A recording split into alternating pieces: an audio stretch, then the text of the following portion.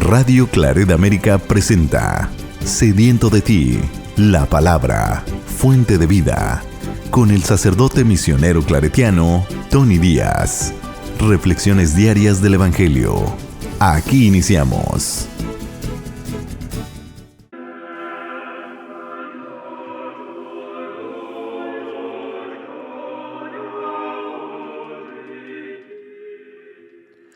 Bienvenidos hermanos a nuestras reflexiones bíblicas de las lecturas del día. Hoy es jueves de la cuarta semana de Cuaresma. Jueves de la cuarta semana de Cuaresma. La primera lectura de hoy viene del libro del Éxodo, capítulo 32, versículos 7 al 14. En aquellos días dijo el Señor a Moisés: Anda, baja del monte, porque tu pueblo, el que sacaste de Egipto, se ha pervertido. No tardaron en desviarse del camino que yo les había señalado. Se han hecho un becerro de metal, se han postrado ante él y le han ofrecido sacrificios. Y le han dicho: Este es tu Dios, Israel, es el que te sacó de Egipto. El Señor le dijo también a Moisés: Ve que este es un pueblo de cabeza dura. Deja que mi ira se encienda contra ellos hasta consumirlos. De ti, en cambio, haré un gran pueblo. Moisés trató de aplacar al Señor, su Dios, diciéndole: ¿Por qué ha de encenderse tu ira, Señor, contra este pueblo que tú sacaste de Egipto con gran poder y vigorosa mano? ¿Vas a dejar que digan los egipcios: los sacó con malas intenciones para hacerlos morir en las montañas y borrarlos de la superficie de la tierra? Apaga el ardor de tu ira, renuncia al mal con que has amenazado a tu pueblo. Acuérdate de Abraham, de Isaac y de Jacob, siervos tuyos, a quienes juraste por ti mismo diciendo: multiplicaré su descendencia como las estrellas del cielo, y les daré en posesión perpetua toda la tierra que les he prometido. El Señor renunció al castigo con que había amenazado a su pueblo. Palabra de Dios. El salmo responsorial es el Salmo 105 y el responsorio es: Perdona, Señor, las culpas de tu pueblo. Perdona, Señor, las culpas de tu pueblo. En el Horeb hicieron un becerro, un ídolo de oro, y lo adoraron. Cambiaron al Dios que era su gloria por la imagen de un buey que come pasto. Se olvidaron del Dios que los salvó y que hizo portentos en Egipto, en la tierra de Cam, 1000 maravillas, y en las aguas del Mar Rojo, sus prodigios. Por eso hablaba Dios de aniquilarlos, pero Moisés, que era su elegido, se interpuso a fin de que en su cólera no fuera el Señor a destruirlos. Perdona, Señor, las culpas de tu pueblo. El Evangelio de hoy viene de Juan, capítulo 5, versículos 31 al 47.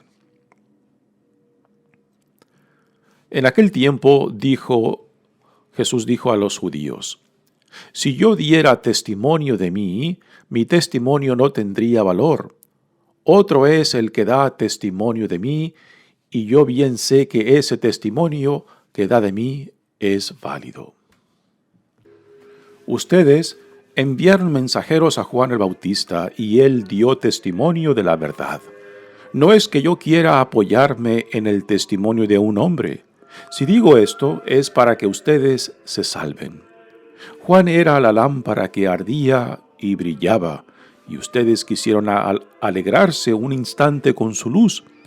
Pero yo tengo un testimonio mejor que el de Juan, Las obras que el Padre me ha concedido realizar y que son las que yo hago, dan testimonio de mí y me acreditan como enviado del Padre.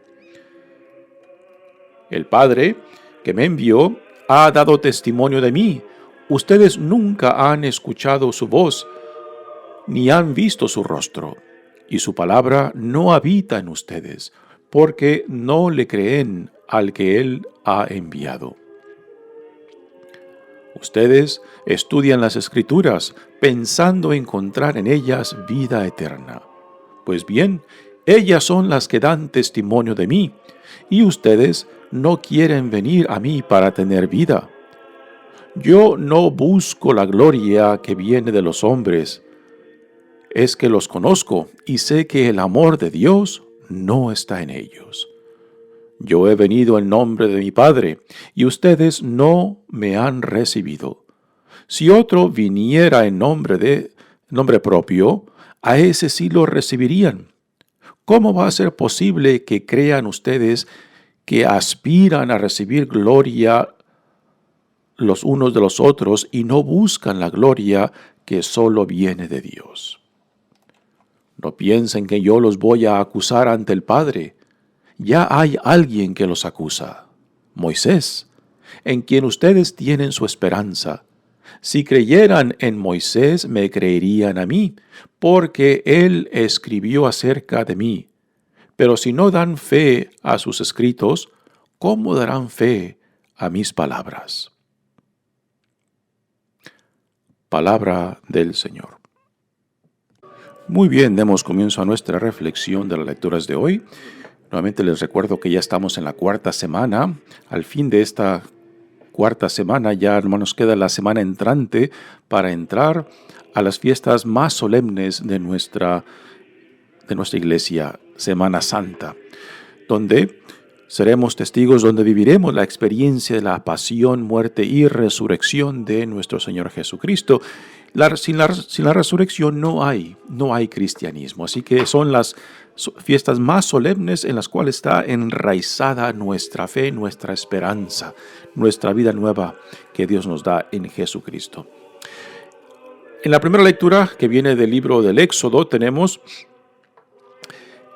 la narración de cómo el pueblo de Dios, que fue sacado por Dios de la esclavitud de Egipto, ahora se hace una imagen de Dios. El contexto es de que Moisés está en el monte hablando con Dios, y parece que la ausencia de Moisés en el campamento se extiende y el pueblo empieza a desesperar, y después vienen a Aarón, el asistente de Moisés, y le piden que les construya, les haga una imagen de Dios. Y la imagen que escogen no es ningún accidente, es la imagen de un becerro, de un toro, que era la imagen típica del Dios del Medio Oriente de aquel entonces. Así que no es que hayan cambiado al Dios de Israel, al Yahvé que los sacó de Egipto, sino que se han hecho un Dios a imagen de ellos. O sea, han reducido a Yahvé, al Dios que los sacó, con una intervención impresionante de la esclavitud de Egipto, y lo han reducido al Dios que ellos creen, y en cierta manera a semejanza del Dios de los pueblos vecinos de ellos, ¿no? Y este es el gran pecado. Y la forma que Dios reacciona en esta escena es impresionante, porque el libro del Éxodo pues prácticamente nos pinta una imagen muy humana de Dios.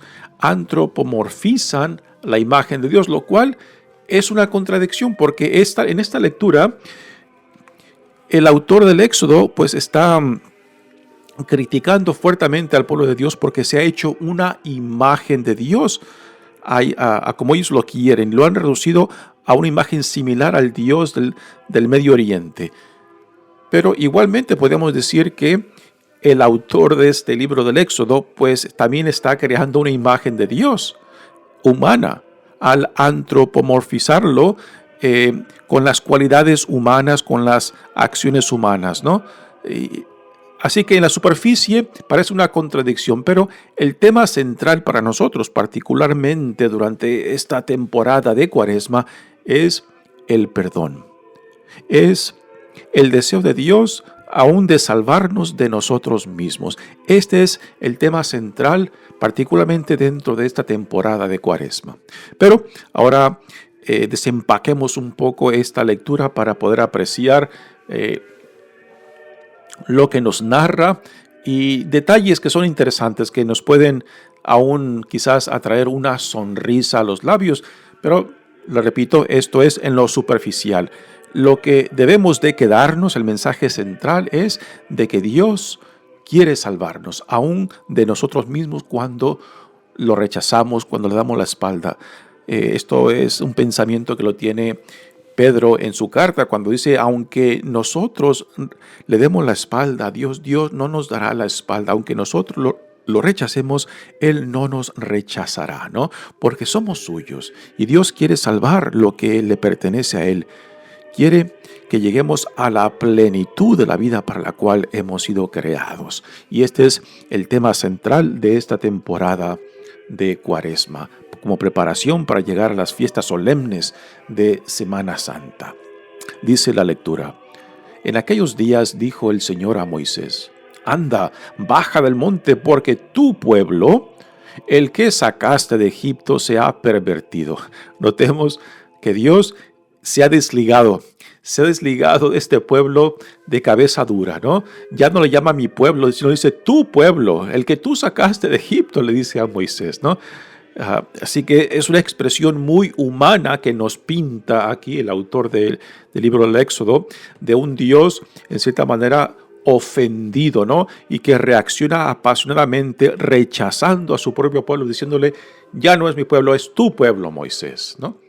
Dice: no tardaron en desviarse del camino que yo les había señalado por medio de la alianza que Dios hizo con ellos, y se han hecho un becerro de metal. Es el becerro que Aarón ha hecho de oro, que coleccionó del pueblo que está encampado en las faldas del cerro del Joreb. Y esta imagen del becerro, pues, como lo mencioné al principio, es la imagen del Dios del Medio Oriente de aquel entonces. Así que no es que hayan cambiado al Dios de Israel, sino que se han creado una imagen de él, una imagen diferente. El símbolo de la presencia de Dios entre el pueblo era el arca de la alianza, que caminaba junto con ellos. Y después también el símbolo de la columna de fuego por la noche o la columna de nubes por el día, ¿no?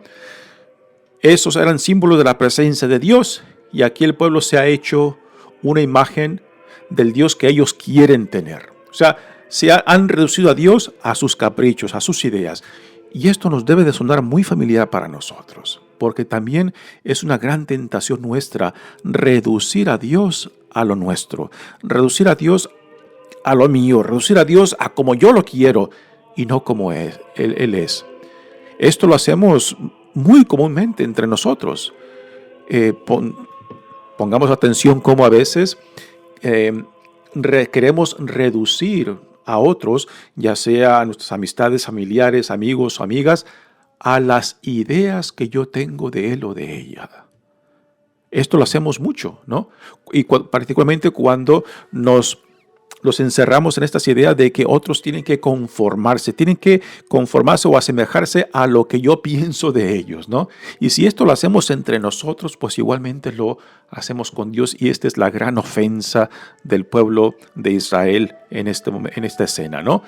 De que se ha hecho un Dios a su medida y no el Dios omnipotente, el Dios que está por encima de toda creación, de toda imagen que podamos crear de Él, ¿no? Así que este es el pecado, de que han reducido a Dios a lo suyo, a sus caprichos, a sus ideas. Dice, el Señor le dijo también a Moisés: veo que este es un pueblo de cabeza dura. También nos deben de sonar muy familiar estas palabras. ¿Quién se puede excluir de estas palabras?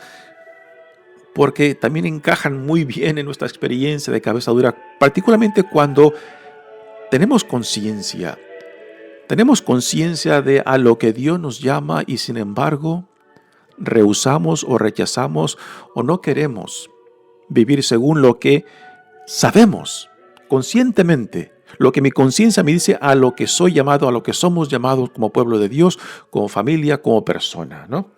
Así que también estas palabras de Dios, que su pueblo es de cabeza dura, pues también es como un saco que nos queda muy bien a todos nosotros.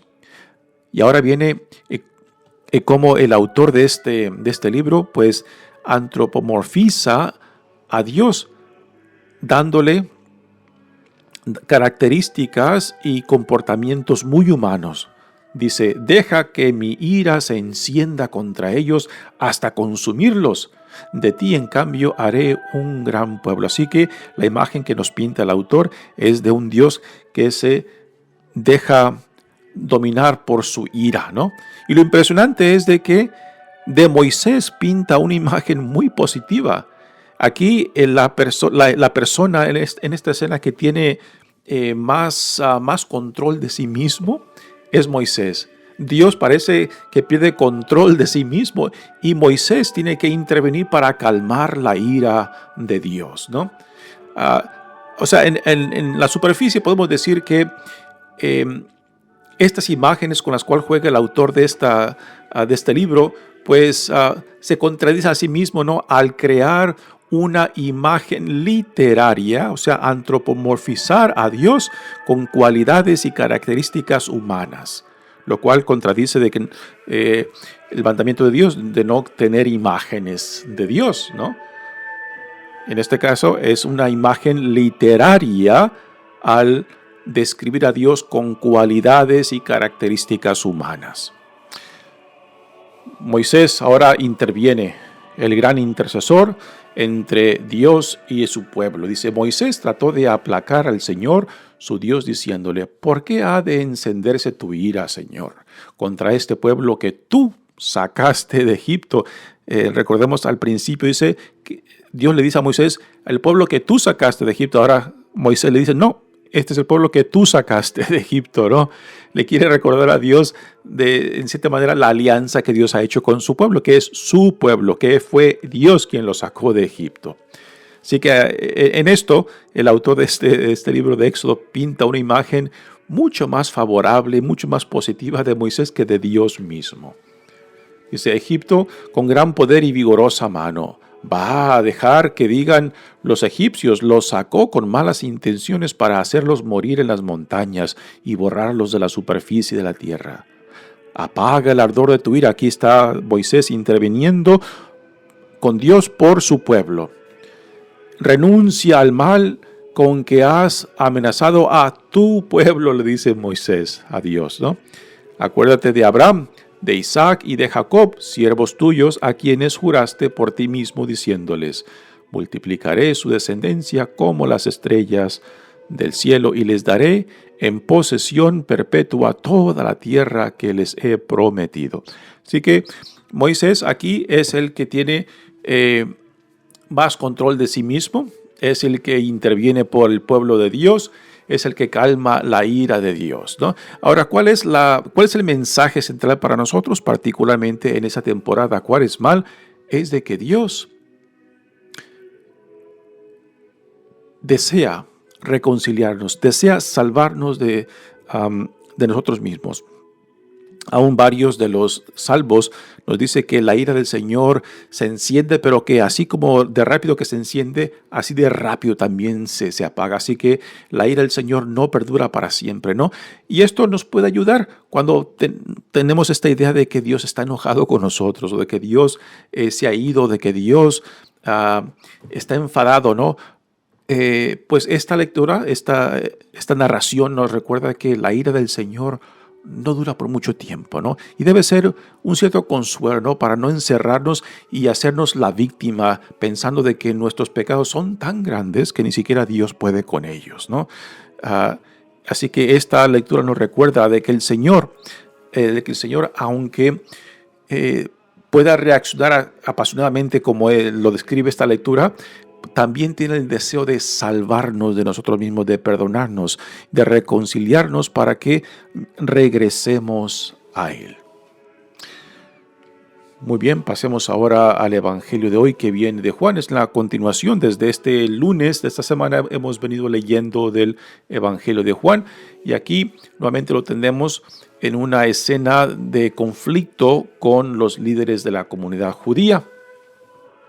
Jesús en este Evangelio pues presenta 4 testigos que dan testimonio de su identidad como hijo de Dios, como el enviado de Dios y de su autoridad. Y aquí nos deja un sentido muy claro de cómo hemos de entender los milagros, las sanaciones, las expulsiones de demonios, ¿no? Porque hay una tendencia muy, muy fuerte a veces de reducir a Jesús simplemente a un curandero, ¿no?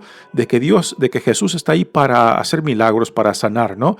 Y esta es una noción de Jesús muy simplista que distorsiona en gran parte el mensaje central de Jesús. El mensaje central de Jesús es el reinado de Dios, el reino de Dios que Dios inaugura en la persona de Jesús. Este es el mensaje central, ¿no? Los milagros, las sanaciones, las expulsiones de los demonios son testigos que dan testimonio de su identidad y de su autoridad, que testifican que Jesús es el enviado de Dios, el Hijo amado de Dios, el Mesías, ¿no? Y que por tanto Dios en Jesucristo nos invita para identificarnos con Él, hacer nuestra su visión del reino, para participar también en la gloria que Él ya participa, porque la vida de Jesús no se puede entender sin entender su relación con Dios Padre. Y esta es la relación de intimidad y confianza a la cual Jesús nos invita, puesto que si su vida se explica, brota, fluye de esta relación, pues igualmente Jesús quiere que nuestras vidas también broten y produzcan frutos desde esta relación con Dios Padre. Dice el Evangelio: en aquel tiempo Jesús dijo a los judíos: si yo diera testimonio de mí, mi testimonio no tendría valor. Aquí está jugando con la noción de dar testimonio o de testigos, de que cuando se hacía un contrato, un juramento o una promesa, pues tenía que haber testigos que dieran veracidad de lo que se acordó. Y el testigo de los participantes no puede ser el testimonio central, tienen que ser otros que den veracidad de lo que se acordó. Así que aquí Jesús está utilizando 4 tipos de testimonios que dan veracidad de su identidad y de su autoridad. Dice: si yo diera testimonio de mí mismo, mi testimonio no tendría valor. Otro es el que da testimonio de mí, y yo bien sé que ese testimonio que da de mí es válido. Ahora describe el primero, el testimonio de Juan. Ustedes enviaron mensajeros a Juan el Bautista y él dio testimonio de la verdad. No es que yo quiera apoyarme en el testimonio de un hombre. Si digo esto es para que ustedes se salven. Juan era la lámpara que ardía y brillaba, y ustedes quisieron alegrarse un instante con su luz. Pero yo tengo un testimonio mejor que el de Juan. Así que primero, el primer testimonio que Jesús nombra, identifica, es el testimonio de Juan, lo que Juan dijo acerca de Jesús, puesto que Juan fue enviado por Dios para preparar la entrada de Jesús, y Juan lo identifica. Ya después que lo identifica, Juan se hace a un lado para que Jesús pase al frente. Ahora viene y nombra el segundo testimonio. Pero yo tengo un testimonio mejor que el de Juan. Las obras que el Padre me ha concedido realizar, y que son las que yo hago, dan testimonio de mí y me acreditan como enviado del Padre. ¿Y cuáles son las obras de Jesús? Vienen siendo los milagros, las sanaciones, las expulsiones de demonios, son testimonio de su identidad y de su autoridad, de ser el Hijo de Dios, de ser el enviado del Padre, de ser el Mesías. Así que sus obras son testimonio. Aquí entra en cómo hemos de entender el sentido de los milagros. Jesús rechazaba la idea de que la gente lo redujera a un curandero. Jesús siempre insistía de que la gente tenía que pasar de la experiencia de sanación, la experiencia de haber sido vivido la experiencia de que los demonios fueron expulsados y que esto llevara a la persona a reconocer que el reinado de Dios ya estaba entre ellos y que por tanto llamados a identificarse con la visión del reino que Jesús nos comparte. Quedarse solamente con el milagrito es simplemente quedarse con mis intereses, con lo que yo quiero, con lo que yo busco, y no con lo que Dios en Jesucristo nos quiere ofrecer.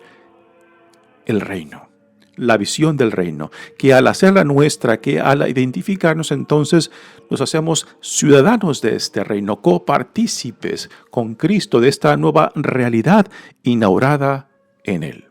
Así que los milagros, las sanaciones, las expulsiones de los demonios dan testimonio de la identidad y autoridad de Jesús.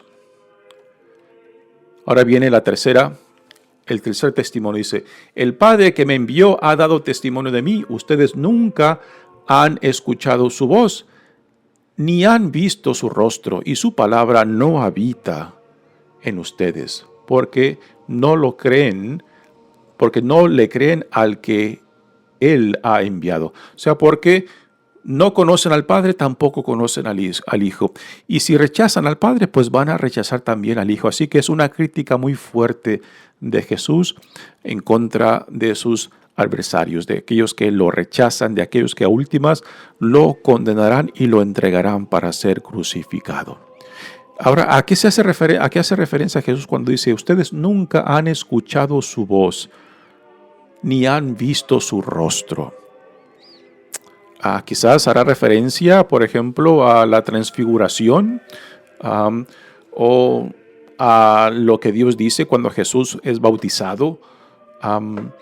También en este Evangelio de Juan tenemos la identidad de Jesús como la palabra que preexistía antes del tiempo y que por medio de esta palabra todo fue creado, ¿no?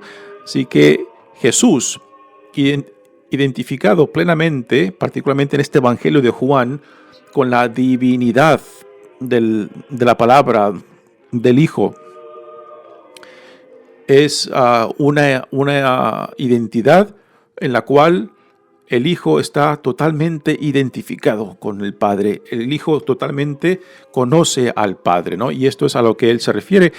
Jesús, como el Hijo de Dios, como el enviado de Dios, conoce claramente, ha tenido esa experiencia con el Padre que le da su identidad y su autoridad, que lo identifica plenamente con la voluntad del Padre, puesto que para eso fue enviado, para hacer la voluntad del Padre. Y esto debe de ser para nosotros, pues, una gran indicación de a lo que somos llamados, ¿no? De también buscar esa experiencia, ese encuentro con el Dios vivo, puesto que desde esa experiencia es donde nace la vida de Cristo y también debe de nacer la nuestra. Sin esa experiencia de saberte amado, saberte reconciliado, saberte aceptado por Dios, sin esa experiencia es muy difícil la obediencia, la fidelidad, la entrega completa a la voluntad de Dios, puesto que esto es lo que Jesús mismo nos modela en su propia persona. Y después viene la última descripción que Jesús da de el cuarto testigo, que es la Escritura. Ustedes estudian las Escrituras, dice, pensando encontrar en ellas vida eterna. Pues bien, ellas son las que dan testimonio de mí, y ustedes no quieren venir a mí para tener vida. Yo no busco la gloria que viene de los hombres, es que los conozco y sé que el amor de Dios no está en ellos. Yo he venido en nombre de mi Padre y ustedes no me han recibido. Sí que las Escrituras es el cuarto testimonio que Jesús nombra, que da la veracidad de su identidad y su autoridad. Las Escrituras hablan de Él y si las conocieran, pues conocieran también al Padre y al Hijo. Ahora, cuando Juan habla acerca de las Escrituras, está hablando específicamente de los primeros 5 libros del Antiguo Testamento del Pentateuco. Y a estos 5 libros se les atribuye a Moisés. Y en estos primeros 5 libros tenemos, el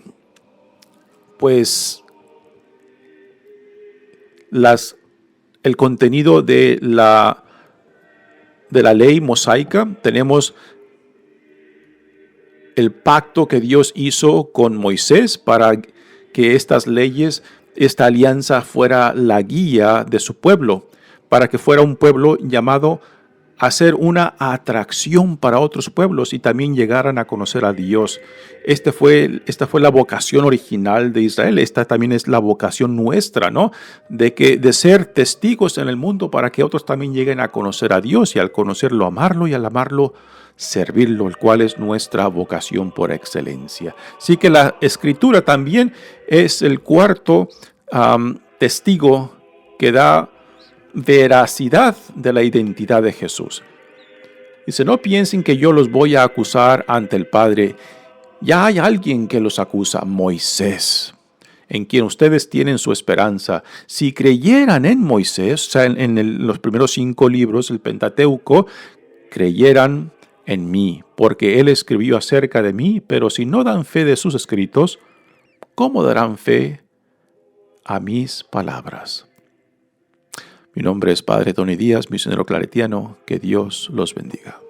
Radio Claret América presentó Sediento de ti, la palabra. Fuente de vida. Sus comentarios son importantes. Contáctenos en radioclaretamerica@gmail.com.